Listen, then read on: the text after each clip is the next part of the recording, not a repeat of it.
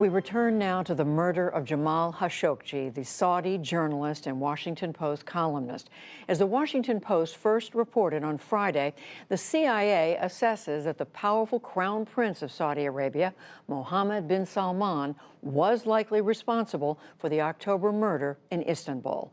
This afternoon, President Trump made his clearest statement yet on the killing, why he does not blame the Crown Prince, and on the ramifications for American foreign policy. It's a very complex situation. It's a shame, but it is what it is. We're not going to give up hundreds of billions of dollars in orders and let Russia, China, and everybody else have them. It's all about, for me, very simple. It's America first. Saudi Arabia, if we broke with them, I think your oil prices would go through the roof. Just take a look at Iran. And you look at what they're doing. They are a terrorist nation right now. We also need a counterbalance. And Israel needs help also. If we abandon Saudi Arabia, it would be a terrible mistake. For more on all this, our foreign affairs correspondent Nick Schifrin is here with me now. So, Nick, what's the thinking behind the administration's decision to handle this way? That strategic interests are more important than human rights concerns, and that the president wants to stick by not only Saudi Arabia, but by the Crown Prince, Mohammed bin Salman. Now, on those strategic concerns, you heard the president what he said. Saudi Arabia is critical for keeping the oil down, Mideast peace plan, countering violent extremism. And he's not the first president to say that Saudi is a strategic ally. Each of his predecessors for the last 70 years or so has decided that Saudi's strategic interests are more important than any questions about human rights concerns.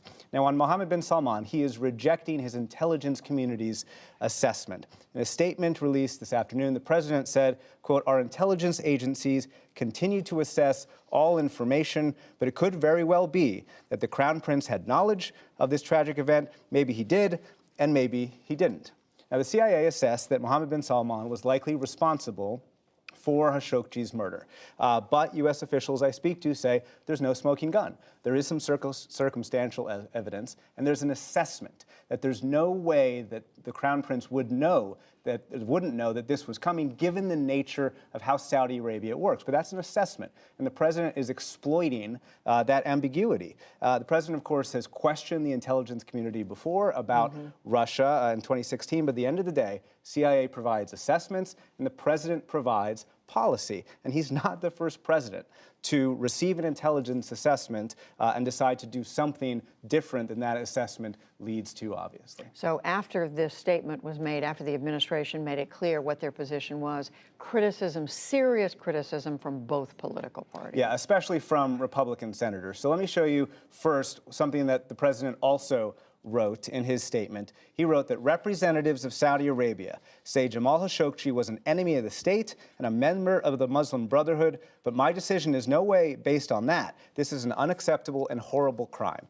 This is a Saudi Arabian talking point. Jamal Khashoggi's past connection with the Muslim Brotherhood somehow invalidates his criticism. The Saudis have been whispering that, and the president repeated that in his statement, which led Bob Corker, chairman of the Senate Foreign Relations Committee, to tweet this afternoon, "I never thought I'd see the day a White House would moonlight as a public relations firm for the Crown Prince of Saudi Arabia." And Senator Lindsey Graham, more of an ally, by the way, of the president, released this statement: "It is not in our national security interest to look the other way when it comes to the brutal murder of Jamal Khashoggi. I fully realize we have to deal with bad actors and imperfect situations on the international stage. However, when we lose our moral voice, we lose our strongest asset." Next week, senators will come back. We'll have to decide whether they want to put pressure on the president and put more pressure on Saudi Arabia than the president has. And one Republican aide did tell me today that this statement that the president released will likely encourage senators to put more pressure on Saudi Arabia than the president did. Well, the reaction is going to continue to come in, and I know you've been staying on the story. Nick Schifrin, thank you. Thank you. And now for reaction from the Washington Post, where Jamal Khashoggi was a columnist. We are joined by the newspaper's editorial page editor, Fred Hiatt. Fred Hiatt, welcome to the program. The Post's reaction to the administration's announcement? I'm stunned, Judy, to be honest. You know, there have been a lot of kind of amazing and dismaying things from this president, but I don't think I ever expected to hear a United States president say, maybe he was responsible for murder. Maybe he wasn't. It doesn't matter. I mean, that's just almost beyond belief for a country to take that position.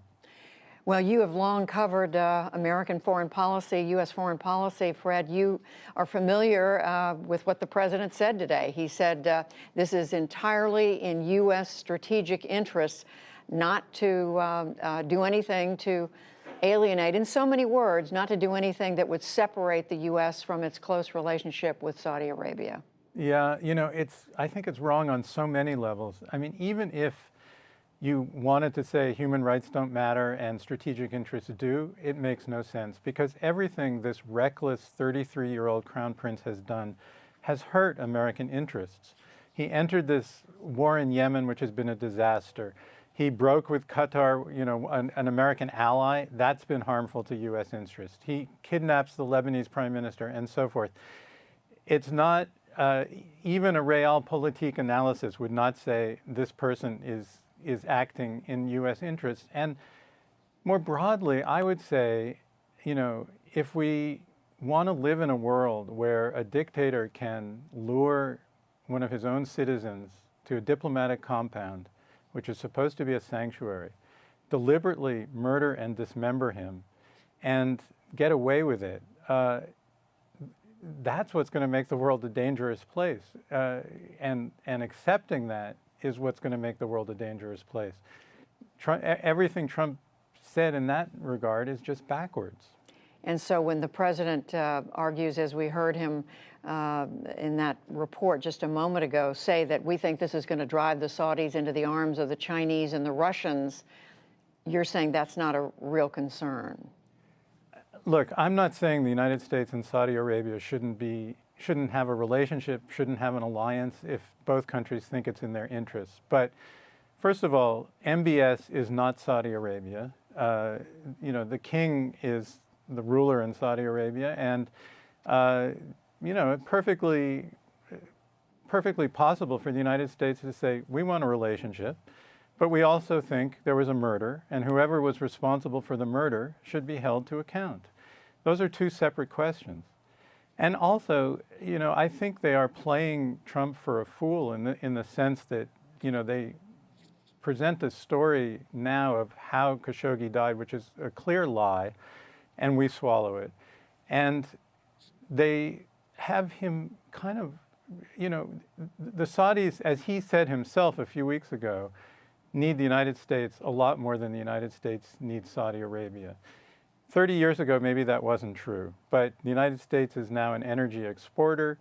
You know, these arms sales that he's always talking about, you know, it's been maybe $4 billion, not $110 billion. So the power balance is very much different than how he seems to see it.